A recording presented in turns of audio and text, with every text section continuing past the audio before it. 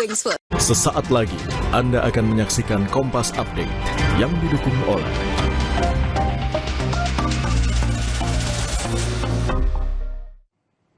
Saudara, Anda menyaksikan Kompas Update bersama saya Renata Panggalo.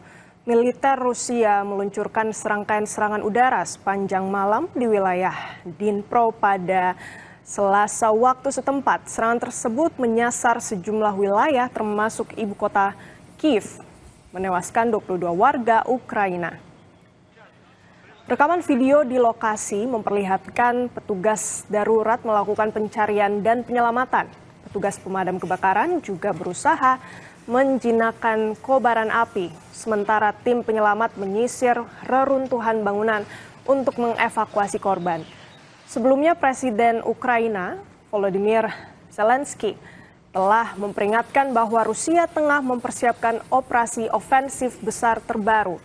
Pihak berwenang setempat melaporkan sedikitnya 22 orang tewas di seluruh Ukraina akibat rentetan serangan tersebut.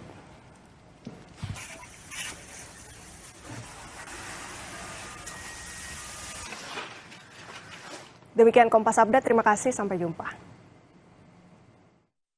Terima kasih Anda telah menyaksikan Kompas Update yang didukung oleh